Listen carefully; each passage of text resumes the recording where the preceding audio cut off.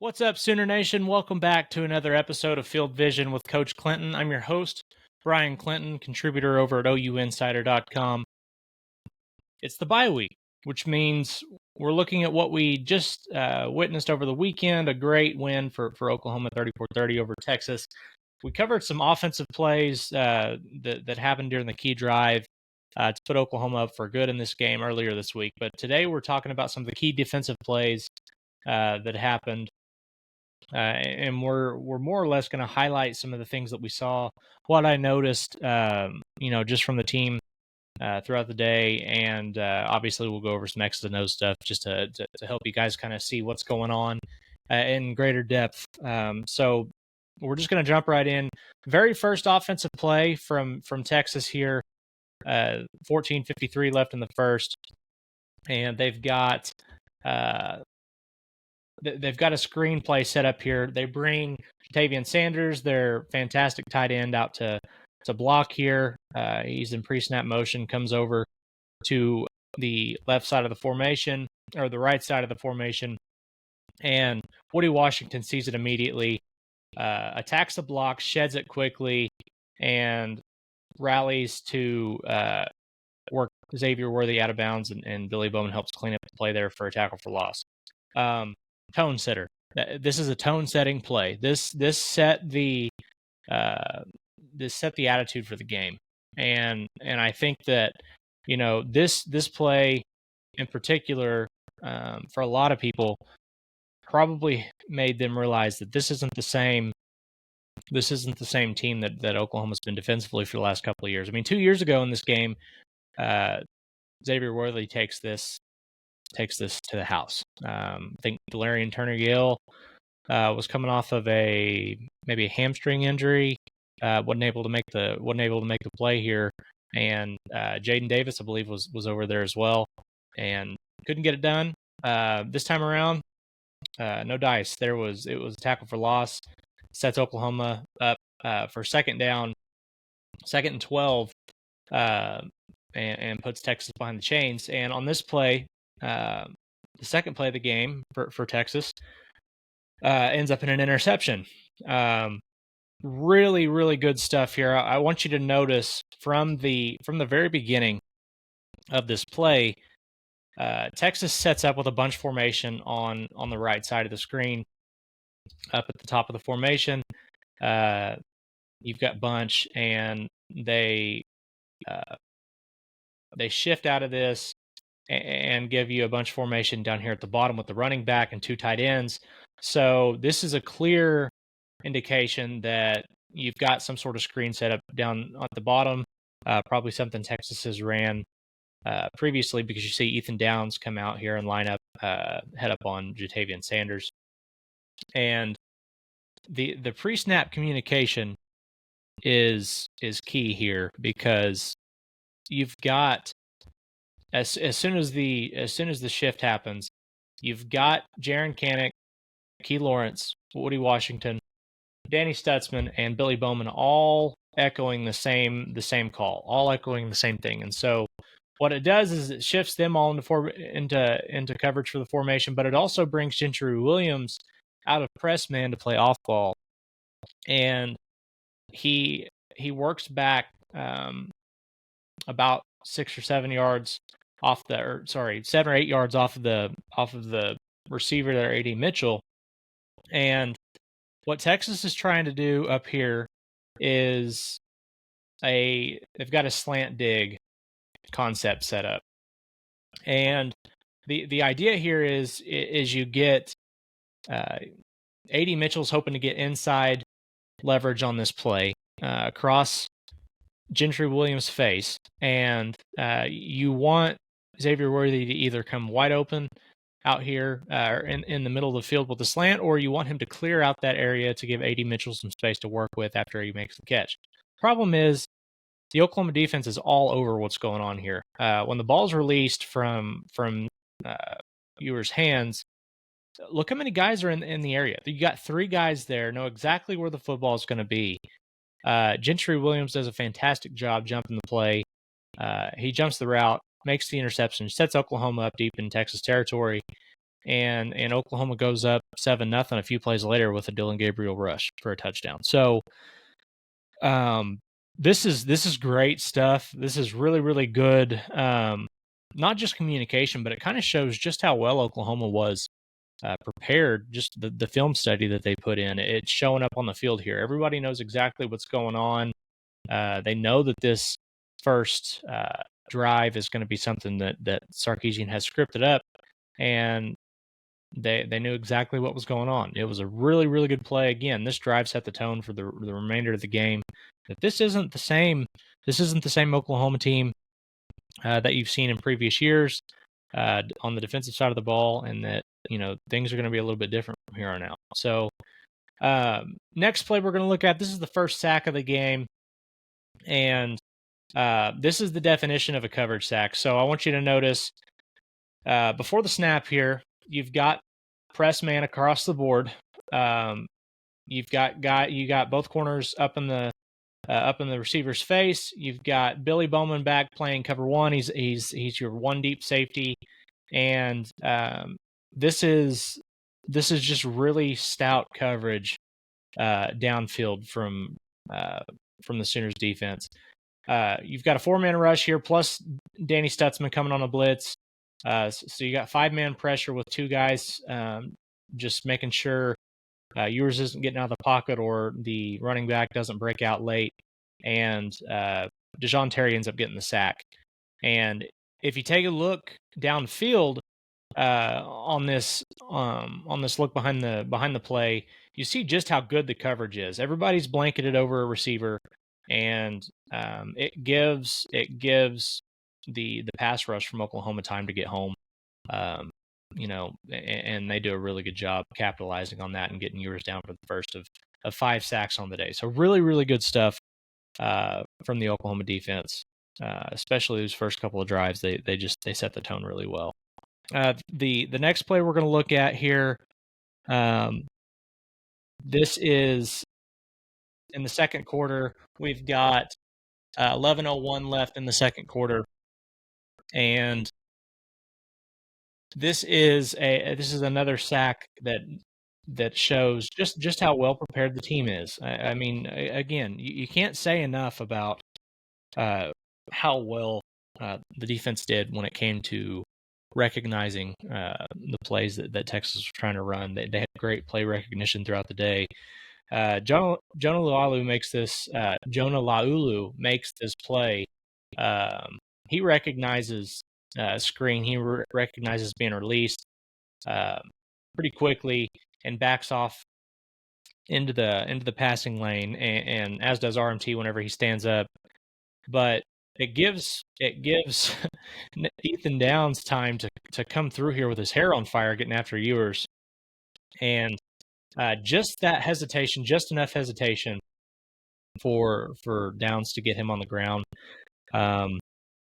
And this was a play that Texas ran early against Kansas, and it's like this. It's a very very successful play when it has time to set up. Problem is Oklahoma had seen it the previous week and recognized it immediately, whether that be the formation or just the motion in the field of what they're trying to do. But this ends up being a 10-yard loss and sets Texas up 2nd and 25. Had an opportunity to be a huge play in the game, and it was, as far as the stat line goes. The problem is just a couple of plays later, on 4th and 2, Texas scores, and we're going to talk about that one now.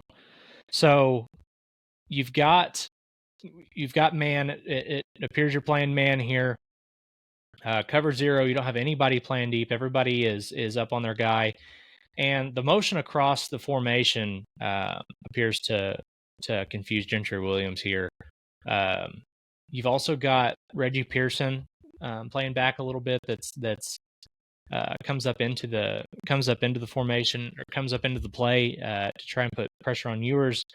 So, to me, it looks as if this is an issue with Gentry, considering both of those guys look to be playing on the outside. You've got Billy Bowman following 13 across the formation, but you've also got Gentry Williams floating out there with him, and Gunnar Helm, their tight end, just comes free in the back end. And so I think that this was just a play where I think everybody is thinking quarterback run or run of some sort, with it being 4th and 2. Everybody's eyes kind of get in the backfield, a little bit dirty eyes there, and it ends up being a big play for Texas. This is easily coachable. This is something that you can fix. But it did end up giving Texas their first lead of the game. Obviously, Oklahoma responded there, but just something you've got to clean up.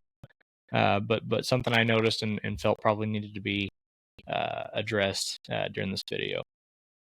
All right, next play. We're looking at this. There's 2:12 left in the second quarter, and we're looking at a big play here for Rondell Bothroyd.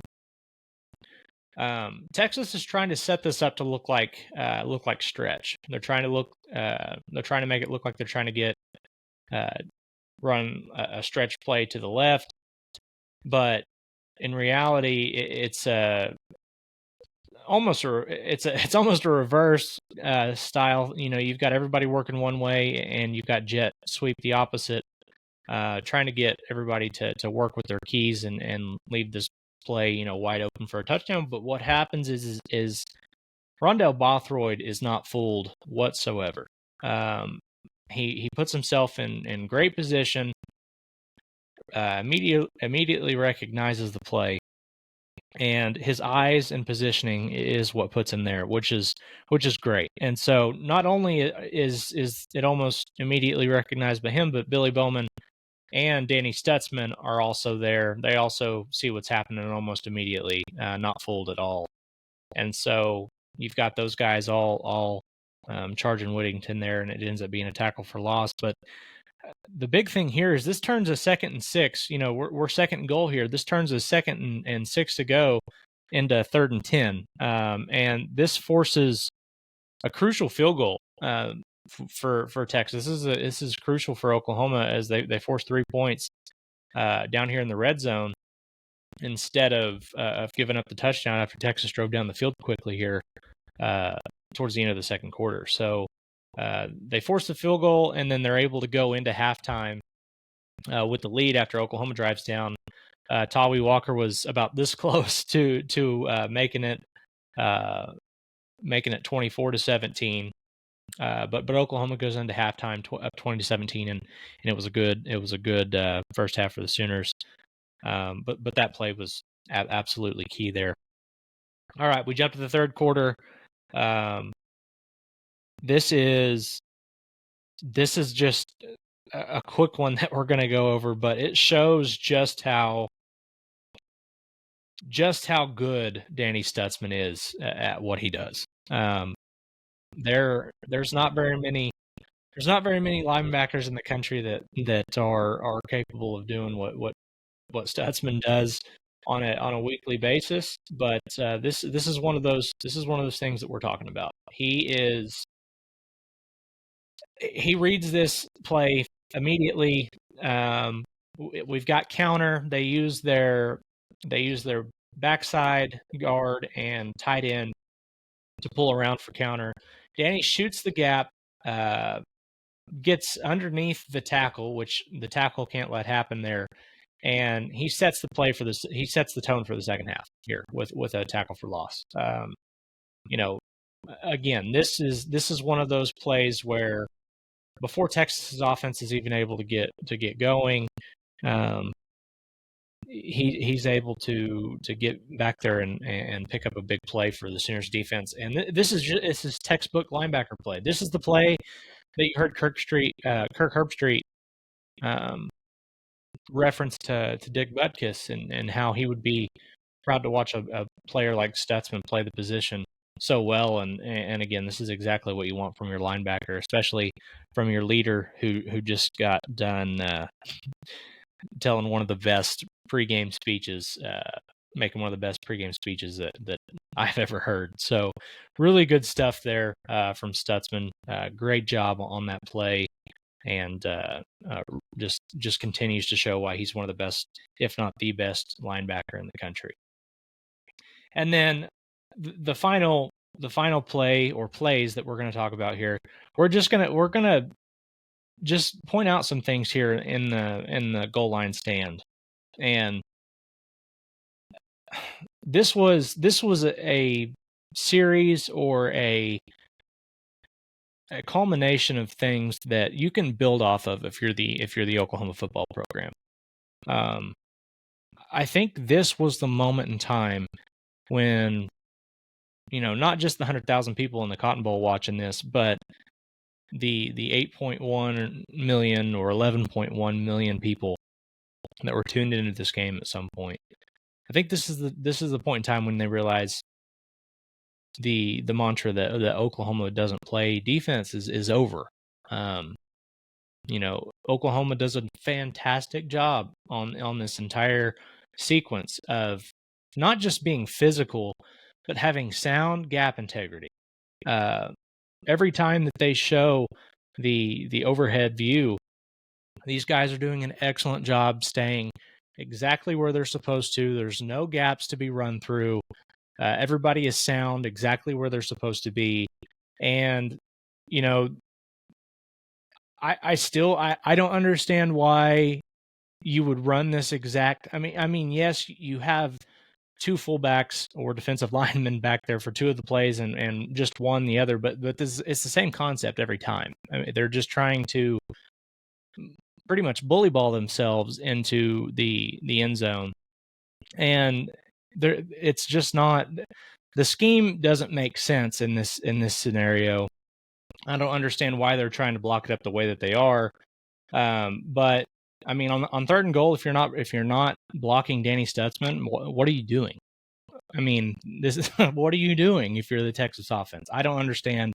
So they get out of it, and then they try to throw the little quick screen there to Xavier Worthy, and Deshaun McCullough and Billy Bowman make one hell of an effort to keep him out, and they do just that. And again, effort is the key on this. These guys are showing the uncommon effort that Venables preaches, and you can build off of this. This is something that the Oklahoma brand and the OU DNA that they talk about. This is something that you can build off of. It's a changing of the guard type play, and again, you can't talk enough about how much things have changed, and this is just a perfect example of that. So anytime you have a goal line stand from the 1 yard line 4 plays in a row, that's something to get excited about, and you should be excited about that and about the future of Oklahoma defense under Brent Venables. That's going to do it for us today, guys. I really appreciate you guys checking the videos out. We enjoy them. We really love doing them, and something we're going to continue to do.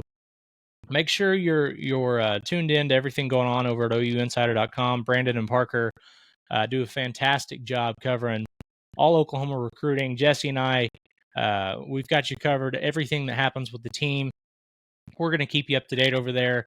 And, we've got some great things going on over at OU Insider. So make sure you're checking us out over there. And again, let us know what you'd like to see down in the comments in these videos. Do you want more?